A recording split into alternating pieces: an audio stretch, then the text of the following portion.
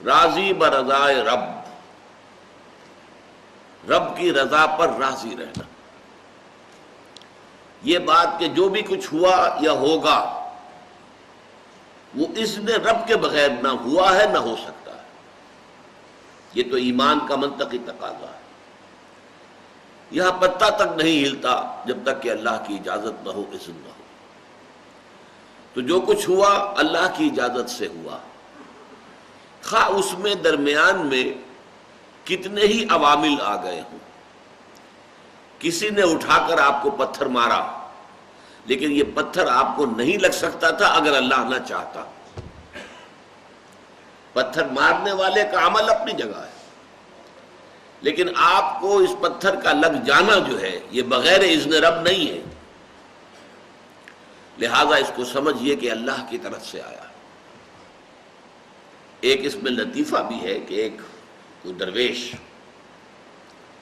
یہ کہتا ہوا جا رہا تھا ایک جذب کی کیفیت میں، جو رب کرے سو ہو، جو رب کرے سو ہو، جو رب کرے سو ہو. ایک شخص نے اٹھا کر اس کے سر پہ پتھر دے مارا. اس نے پلٹ کر دیکھا تو شخص نے کہا مجھے کیا دیکھتے ہو، جو رب کرے سو ہو. تو اس درویش نے جواب دیا کہ یہ پتھر مجھے تو رب کے مارے ہی لگا ہے، لیکن میں دیکھ یہ رہا تھا کہ بیچ میں منہ کس کا کالا ہو گیا،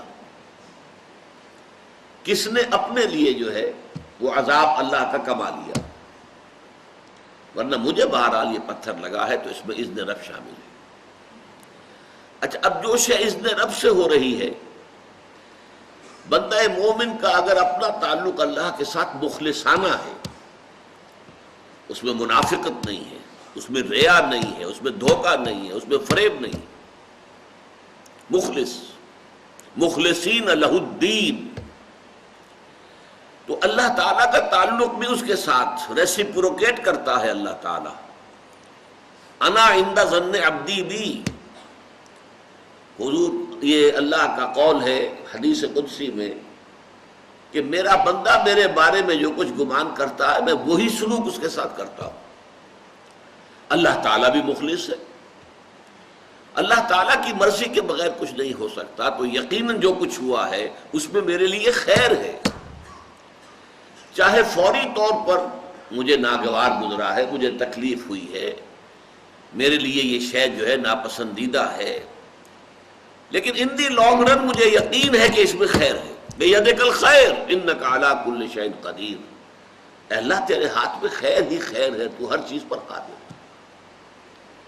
اچھا، جو ہوگا وہ بھی اذن رب کے بغیر نہیں ہوگا. یہی تصور اس کے بارے میں ہونا ضروری ہے. اسی کا نتیجہ یہ نکلتا ہے جس کو قرآن مجید بار بار کہتا ہے، بار بار کہتا ہے، بار بار کہتا ہے، لا خوف علیہم ولا هم یحزنون. کیا مطلب اس کا؟ نہ ان پر کوئی خوف ہے نہ حزن سے دو چار ہوتے ہیں.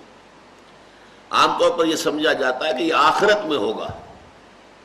آخرت میں تو بتمام و کمال ہوگا، دنیا میں بھی ہوتا ہے. خوف کس بات کا بھائی؟ ہوگا وہی جو میرا رب چاہے گا. وہ میرا دوست ہے، میں اس کا ولی، وہ میرا ولی. الا ان اولیاء اللہ لا خوف علیہم ولا هم یحزنون. جو اللہ کے ولی ہوتے ہیں، اللہ کے دوست ہوتے ہیں، ان کے نہ کوئی خوف ہوتا نہ حزن ہوتا ہے. خوف کس بات کا؟ ہوگا وہ جو اللہ چاہے گا، اور جو کچھ اللہ چاہے گا اس میں کوئی نہ کوئی خیر ہوگا، چاہے فوری طور پر مجھے نظر نہ آئے. قرآن کہتا ہے سورہ بقرہ میں عسیٰ ان تکرہوا شیئا وہو خیر لکم وعسیٰ ان تحبوا شیئا وہو شر لکم. عین ممکن ہے کہ تم کسی چیز کو ناپسند کرو درحالے کہ اسی میں تمہارے لیے خیر ہو، اور عین ممکن ہے کہ تم کسی چیز کو پسند کرو درحالے کہ اس میں تمہارے لیے شر ہو. اللہ یعلم وانتم لا تعلمون، اللہ جانتا ہے تم نہیں جانتے. تم افعال و اعمال و احوال و واقعات کے ظاہر کو دیکھتے ہو، اس سے متاثر ہو جاتے ہو. اس کے پردے میں کیا مشیت اذنی ہے، کیا ارادہ خداوندی ہے، اس کے پشت پر کیا چیز ہے جو اللہ تعالیٰ کو مطلوب ہے، یہ ہمیں نظر نہیں آتا. We are short sighted. ہماری نگاہ جو ہے بس کچھ دور تک جاتی ہے، اس سے آگے نہیں جاتی. لہذا افعال و اعمال و احوال و واقعات کے صرف ظاہر پر ہماری نگاہ ہے، باطن پر تو ہے ہی نہیں. لہذا ہم اس سے متاثر ہوتے ہیں. تو در حقیقت ایمان کا حاصل الا ان اولیاء اللہ لا خوف علیہم ولا هم یحزنون. اللہ کے دوستوں پر نہ کوئی حزن ہے نہ خوف ہے، کوئی سوال ہی پیدا نہیں ہوتا. اسی طریقے سے قرآن مجید جو ہے بلند ترین مقام جو انسان کا ہو سکتا ہے، اس کی تعبیر کے لیے الفاظ استعمال کرتا ہے رضی اللہ عنہم ورضوا عنہ. اللہ ان سے راضی ہو گیا، وہ اللہ سے راضی ہو گئے. یہ باہمی رضامندی ہے، دو طرفہ اللہ کے ساتھ تعلق ہوتا ہے، دو طرفہ تعلق ہوتا ہے. تم اللہ سے محبت کرو گے، اللہ تم سے محبت کرے گا. تم اللہ کے ساتھ مخلص ہوگے، اللہ تعالیٰ تمہیں واقعتاً اپنا مخلص بندہ بنا لے گا. تم اللہ کی طرف چل کر آؤ گے، اللہ تمہاری طرف دوڑ کر آئے گا. تم بارش بڑھاؤ گے، اللہ ہاتھ بڑھائے گا.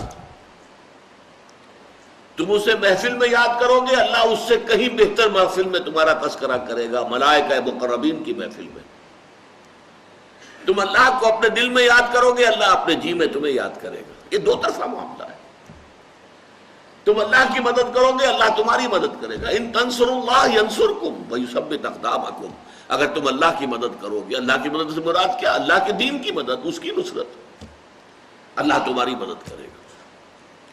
یہ رضی اللہ عنہم ورضوا عنہ سورہ مائدہ میں بھی آ رہا ہے، سورہ توبہ میں، سورہ مجادلہ میں، سورہ بینہ میں 4 مرتبہ ہے.